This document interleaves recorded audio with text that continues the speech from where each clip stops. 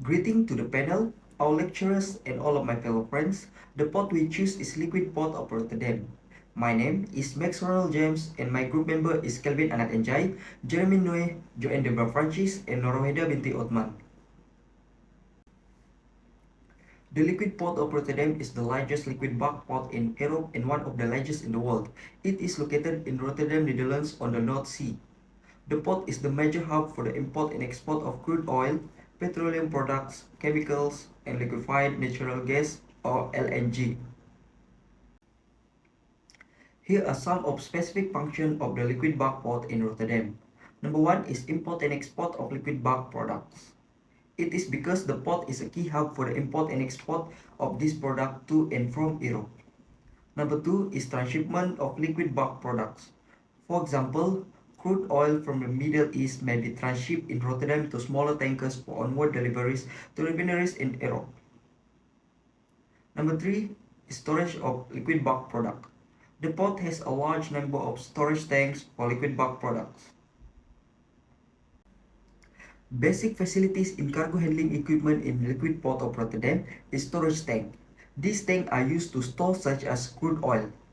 Number two is pipeline, which used to connect the storage tank to refineries and other industrial facilities in port area. Number three is wharf and loading arms, which are used to handle the ship to berth and load and unload liquid cargoes from ships. Number four is oil refinery, which is facility that convert crude oil into petroleum products such as gasoline, diesel fuel, and so on. Number five is pump, which typically to move liquid cargoes from one location to another. This is our port design. These vessels are currently carrying import crude oil. After the liquid bulk carrier anchorage near the port, the ships will be entering the port to unloading the crude oil using loading arms. The loading arms is connected with pumps and pipeline to the storage tanks. Then, the crude oil will be filtered in refinery oil to make gasoline, diesel fuel, and so on. The liquid will be stored separately and facing the next step, which is the product will be transferred into the bulk terminal storage. Then the liquid will be transferred into the gas station using truck, train, pipeline, and also the ships for the export activities. There are four factors in choosing location, and number one is geographical factors. Rotterdam is situated near the mouth of the Rhine and Meuse rivers, making it a natural gateway to continental Europe. This location allows for efficient transportation of liquid goods by river and sea. Rotterdam also has excellent rail and road connection, facilitating the distribution of liquid cargo to various destinations in Europe. Second factor is size and types of vessel. Supertankers up to 458 meters long and can carry up to 2 million tons of cargo. Meanwhile, a Framex tanker, medium-sized crude tanker with a deadweight tonnage or the DWT ranging between 80,000 and 120,000, and LNG tankers 355 meters long and carry up to 265,000 cubic meters of LNG. And the third reason, the need for custom. The Port of Rotterdam has a long history of working with custom to ensure that liquid goods are cleared quickly and efficiently. The port also has invest in state-of-the-art custom facilities and equipment, and it has a dedicated team of custom officers who are expert in handling of liquid goods. And the last factor is government policy. The Dutch government has a number of publics in place to regulate the manage to liquid port of Rotterdam. These policies are designed to ensure the safety, security, and environmental soundness of the port. This relegation covers a wide range of topics including the handling of hazardous materials, prevention of pollution, and the loss role of permission. Factors to be considered in port design: alignment and width of approach of sea and port entrance. The alignment and width of approach channel to the port of Rotterdam are designed to accommodate the largest vessel currently in service and to ensure safe and efficient navigation. The main approach channel to the port of Rotterdam is the newer waterway, which is 24 km long and 295 meter wide.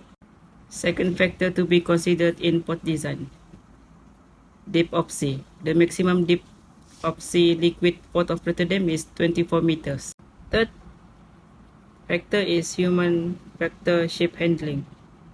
Pilotage. Experience and well-trained harbor pilots are essential for guiding ships safely through the intricate waterways and channel of the port Rotterdam. The physical environment design of the liquid port of Rotterdam is influenced by a number of factors, include location. The port is located on the newer Maas River. This location means the port is subject to tides, currents, and waves. Second, geology. The port is located on the delta, which means that the soil is soft and unstable. This requires careful design of foundations and other structures. Second, climates. The port has a temperate climate with mild winter and cool summers. However, the port is also prone to strong winds and storms. Now, I am going to present about the type of port and ship services provided by the port. The liquid port of Rotterdam provides a wide range of ship services to liquid bulk tankers, including for the first one is berthing and unberthing. The port has a number of deep water berths that accommodate the largest liquid bulk tankers. For the second one is loading and unloading. The port has a variety of loading and unloading facilities for liquid bulk cargoes, including pipeline, pumps, and storage tanks. For the third one is bunkering. The port has a number of bunkering facilities that can supply liquid bulk tankers with fuel. For the fourth one is repairs and maintenance. The port has a number of shipyards that can provide repairs and maintenance services to liquid bulk tankers. And for the fifth one is other services.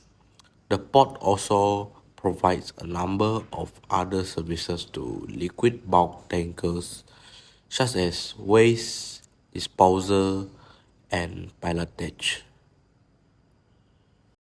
The type of cargo handling equipment in this port are floating hoses. Floating hoses are used to transfer liquid cargoes between ships and shore. They are flexible and can be easily connected to ships of different size. The second is submarine hoses. Submarine hoses are used to transfer liquid cargoes between ships and shore when the ships are berthed at jetties that are not deep enough for floating hoses. The third is loading arms. Loading arms are used to transfer liquid cargoes between ships and shore. They are articulate and can be positioned to reach into the tanks of ships of different size. The fourth is manifolds. Manifolds are used to connect multiple hoses or loading arms to a single pipeline.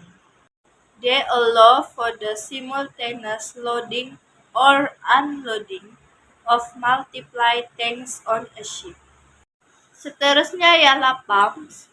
Pumps are used to transfer liquid cargo between ships and shore. They can be used to move large volume of liquid cargo quickly and efficiently. Yang keenam ialah tanks. Tanks are used to store liquid cargoes.